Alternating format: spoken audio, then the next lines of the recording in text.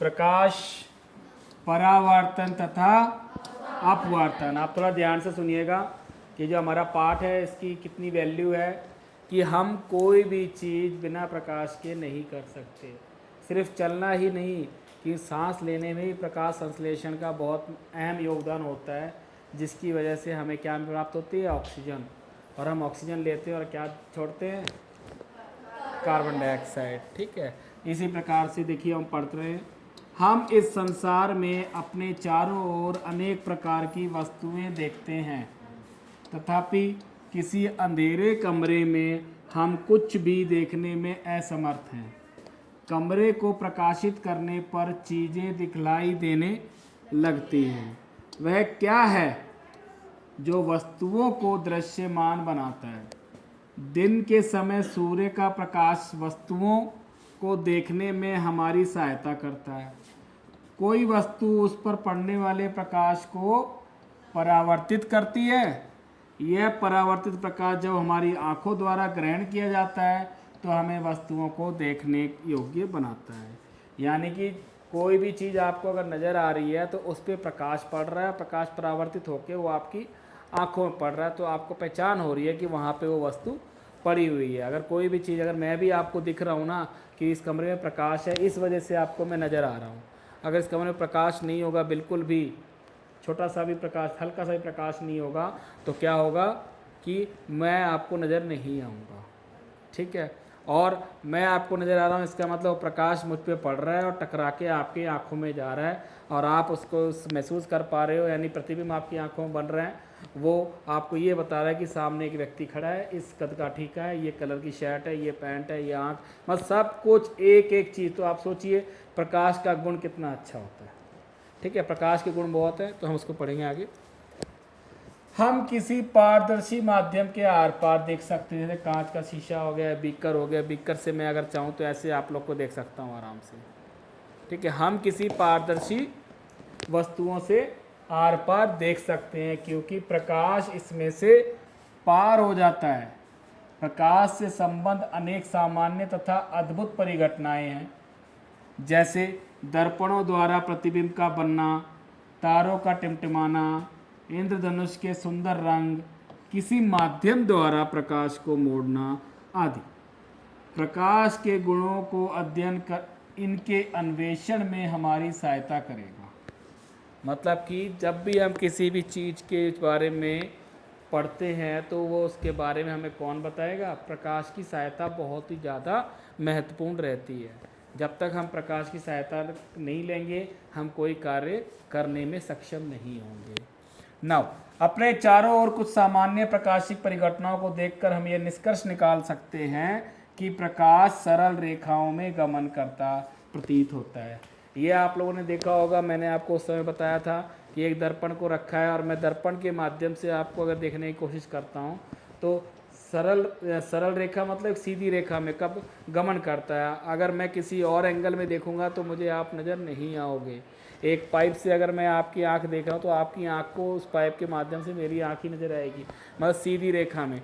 ठीक है, और पाइप अगर हम मोड़ देते हैं तो हमें कुछ भी नज़र नहीं आएगा। इसका मतलब प्रकाश सीधी रेखा में गमन करता है, अगर पाइप मोड़ दोगे तो हमें नज़र नहीं आएगा। तो इसे हम क्या कहते हैं? प्रकाश का गुण, यानी कि प्रकाश सीधी रेखा में गमन करता है।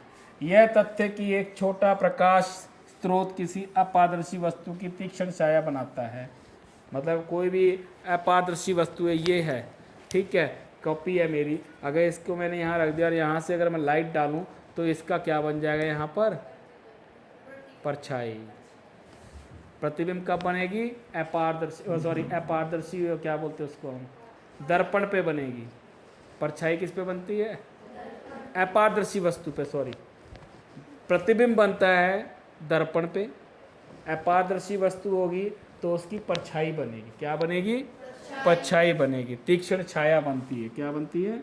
छाया, यानी परछाई बनेगी। अब ये वस्तु अपारदर्शी है, यहाँ से अगर लाइट पड़ेगी तो यहाँ काला काला नज़र आने लग जाएगा। जो काली चीज़ नज़र आती है उसको हम क्या कहते हैं? छाया।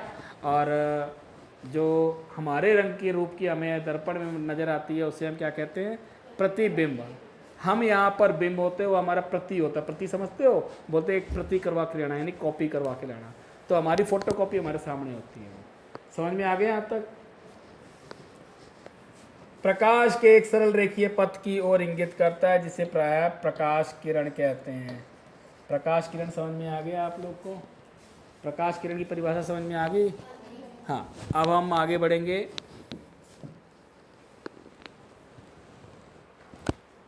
यह भी जान लीजिए। चलिए, यदि प्रकाश के पथ में रखी अपारदर्शी वस्तु, यदि प्रकाश के पथ में रखी अपारदर्शी वस्तु अत्यंत छोटी हो तो प्रकाश सरल रेखा में चलने की बजाय इसके किनारों पर मुड़ने की प्रवृत्ति दर्शाता है। इस प्रवाह को प्रकाश का विवर्तन कहते हैं। क्या कहते हैं? विवर्तन। यानी कि अगर कोई बहुत छोटी चीज़ होगी ना तो प्रकाश उस जगह से मुड़ जाएगा। प्रकाश आ रहा है, अगर बड़ी चीज़ है तो पीछे काली काली वो परछाई बना रहा है, लेकिन वो चीज़ बहुत छोटी है और प्रकाश आ रहा ज़्यादा प्रकाश है, तो क्या हो रहा है, वो जो कोने हैं ना, उस छोटे, सपोज ये मेरी उंगली है, तो जो प्रकाश की किरण इसकी उंगली किनारे पे आ रही हो तो ये ऐसे घूम जाएगी और ये वाली ये ऐसे घूम जाएगी। तो ये जो घूमना होता है इसको हम क्या कहते हैं? प्रकाश का विवर्तन। क्या होता है? विवर्तन। क्या होता है? विवर्तन। तब वह प्रकाशिकी जिसमें सरल रेखीय व्यवहार के आधार पर किरणों का उपयोग करते हैं असफल होने लगती है। कि हम सरल रेखीय का प्रयोग करके वो सारी चीज़ पढ़ते हैं, लेकिन उस माध्यम में जब हमारे पास कोई भी वस्तु जिसके ऊपर प्रकाश पड़ रहा है वो बहुत छोटी है ना, तब वो प्रकाशिकी हमारी कार्य नहीं करती, यानी वो असफल होने लगती है। विवर्तन जैसी परिघटनाओं की व्याख्या करने के लिए प्रकाश को तरंग के रूप में माना जाता है। फिर उस जगह पढ़ने के लिए हम ये मान लेते हैं प्रकाश जो है तरंग के रूप में प्रवाहित हो रहा है, ठीक है। लेकिन जब परछाई बन रही है तो प्रकाश पदार्थ के रूप में माना जाता है, ठीक है। तो प्रकाश दो प्रकार से माना जाता है, वो पदार्थ भी मान सकते हैं उसको और तरंग भी मान सकते हैं। लेकिन जब ये जैसे मेरे पास अपारदर्शी वस्तु है और प्रकाश मतलब बड़ी वस्तु है, इसके पीछे यहाँ प्रकाश डालूंगा तो प्रकाश इस साइड नहीं जा पा रहा है, तभी इसका यहाँ पे क्या बन रही है? छाया बन रही है। और जब छाया बन रही है इसका मतलब जैसे पत्थर है, पत्थर भी तो नहीं जा रहा है, पत्थर है, पत्थर भी तो नहीं जा रहा है, तो इस जगह जो प्रकाश है वो हमारा क्या कहला रहा है? कौन सा वो दिखा रहा है हमें? पदार्थ। प्रकाश इस समय पदार्थ का रूप बता रहा है, लेकिन जब ये वस्तु बहुत छोटी हो जाएगी तो वो उसके कोने पे मुड़ भी रही है, और अगर हल्के हल्की मुड़ रही है तो वहाँ पे हम पदार्थ का कौन सा रूप पढ़ेंगे? विवर्तन जैसी घटनाएं पढ़ेंगे। कैसी घटनाएं पढ़ेंगे? विवर्तन जैसी घटनाएं। चलिए अब आगे बढ़ते हैं। प्रकाश का परावर्तन पहला अच्छा बिंदु है, तो इसको थोड़ा सा ध्यान से पढ़ेंगे सभी बच्चे, ठीक है। थोड़ा सा मैं इंग्लिश में बता दूंगा इसके बारे में कि इसको हम क्या बोलते हैं। चलिए, अब हमारे पास है प्रकाश का परावर्तन। क्या है?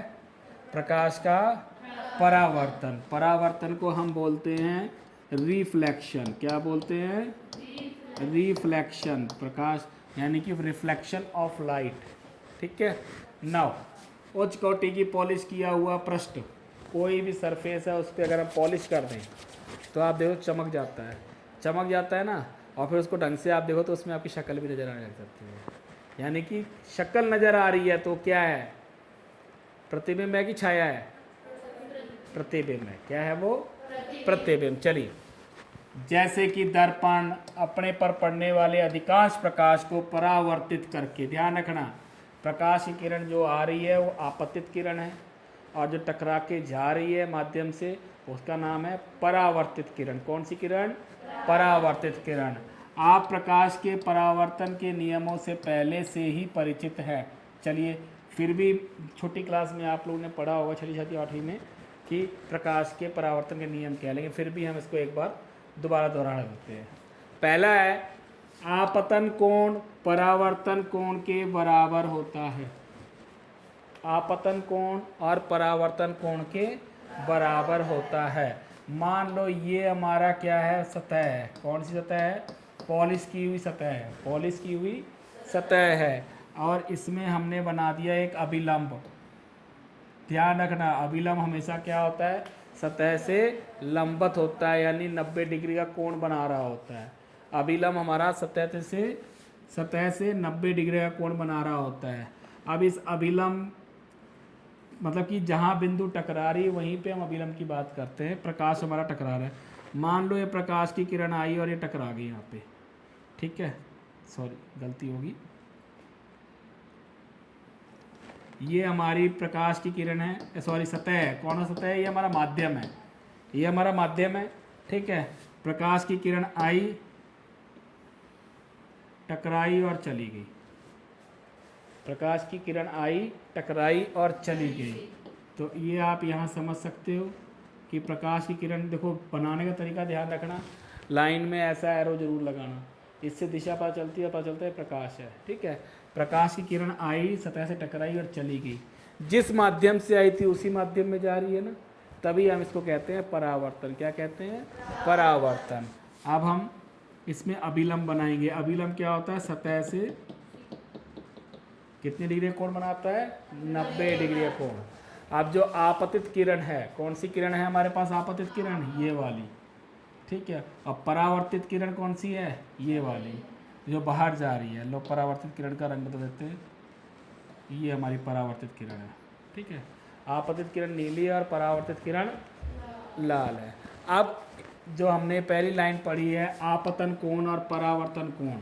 आपतन कोण हमेशा ध्यान रखना, आपतित किरण और अभिलंब के बीच का कोण होता है।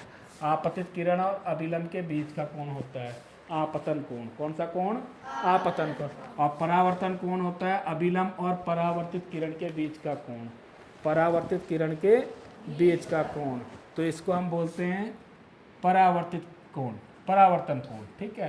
तो इसको हम R से संबोधित करते हैं, इसको I से संबोधित करते हैं। तो जो पहली लाइन है इसमें ये बन जाता है एंगल I बराबर एंगल R, ठीक है। समझ में आ गया यहाँ तक? और दूसरा सबको पता ही है कि आपतित किरण, अभिलंब और दर्पण के आपतन बिंदु पर बना अभिलंब। देखो आपतन बिंदु ये है ना जहाँ पे आपतन हो रहा है, ठीक है। और परावर्तित किरण ये वाली लाल वाली, सभी एक ही तल में होते हैं। एक ही तल, मैंने उस दिन आपको समझाया था, मैं यहाँ से देख रहा हूँ, आप दिख रहे हो, लेकिन मेरी जो किरण है जाके टकरा के ये नहीं नीचे की तरफ उड़ जाएगी, एक ही तल में रहेगी। इसमें देख रहा हूँ तो इस तल में जो चीज़ है अवेलेबल है वही मुझे नज़र आएंगी। समझ में आया? तो ये हमारे दो नियम होते हैं, ये आपने याद भी कर लेने हैं। 2 नंबर का प्रश्न आ सकता है पेपर में, कोई गारंटी नहीं है लेकिन आ भी सकता है, ठीक है। नाउ परावर्तन के ये नियम गोलीय पृष्ठ सहित सभी प्रकार के परावर्तक पृष्ठों के लिए लागू होते हैं, ध्यान रखना। यानी कि हर जगह परावर्तक पृष्ठ जहाँ भी हमें मिल जाएगा वहाँ पर ये नियम क्या होते हैं? लागू होते हैं। आप समतल दर्पण द्वारा प्रतिबिंब के बनने से परिचित हैं। समतल दर्पण आप सबने देखा हुआ, आपके घरों में होता है, समतल होता है, जो सीधा होता है, जिसमें आपकी शक्ल आपके आकार की दिखाई देती है, ठीक है। लेकिन अब हमारे पास दर्पण के प्रकार भी अलग अलग है कि दर्पण के द्वारा जो प्रतिबिंब बन रहा है वो कभी छोटा ही बनता है, कहीं बड़ा ही बनता है, कहीं गोल ही बनता है। कहीं आप लोग घूमने गए हो पार्क वगैरह में, वो लगे होते हैं दर्पण, देखे हैं अलग अलग प्रकार के, खड़े हो जाते हो एक बोने से बन जाओगे, लंबे से हो जाते हो ना। तो ये सब किसकी वजह से है?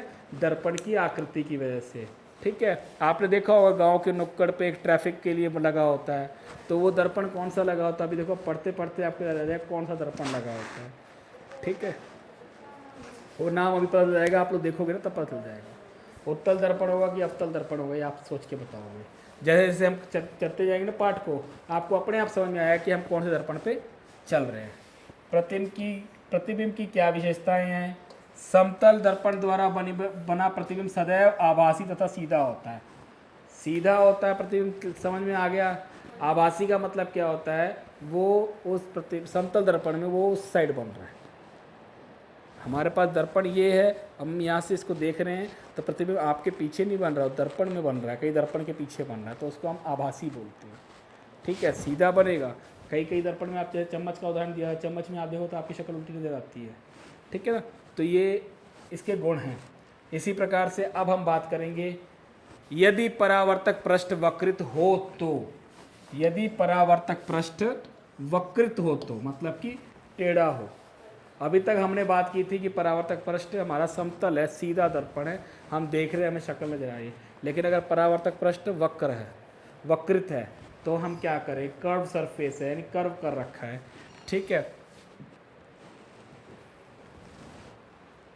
तो चमकदार चम्मच का वक्रित पृष्ठ एक वक्रित दर्पण की भांति माना जाता है।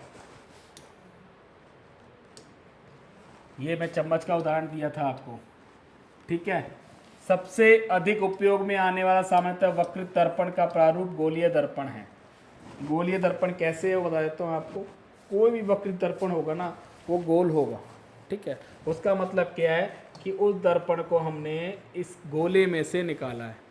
अब आप देख लो, मान लो मैंने इस गोले का एक छोटा कंचे वगैरह खेले हैं ना आप लोगों ने, कंचा अगर टूट जाता तो हमने देखा। अब मान लो इतना हिस्सा इसका टूट गया तो कंचा आपका इस टाइप का बन जाता है, बन जाता है, बन जाता है ना। तो अब ये वाला हिस्सा जो टूट गया ना, ये आपका दर्पण बन जाता है। कौन सा दर्पण बन जाएगा? गोलीय दर्पण। कौन सा दर्पण बन जाएगा? गोलीय दर्पण। और गोलीय दर्पण भी दो प्रकार के होते हैं। तो हम गोलीय दर्पण पे आते हैं। गोलीय दर्पण का परावर्तक पृष्ठ अंदर की ओर या बाहर की ओर वक्रित होता है। ये देखो, ये गोलीय दर्पण है हमारे पास, ये वाला हिस्सा हमने ले लिया। मान लो हमारे पास एक कांच हम खेल रहे हैं और टूट गई, तो जो कंचे का जो एक हिस्सा होता है वो क्या होता है, एक साइड से गोल पूरा होगा, अंदर से भी गोल मान लेते हैं। तो हमारे पास जो हिस्सा आया कांच का वो ये आ गया, मान लेते हैं, ठीक है।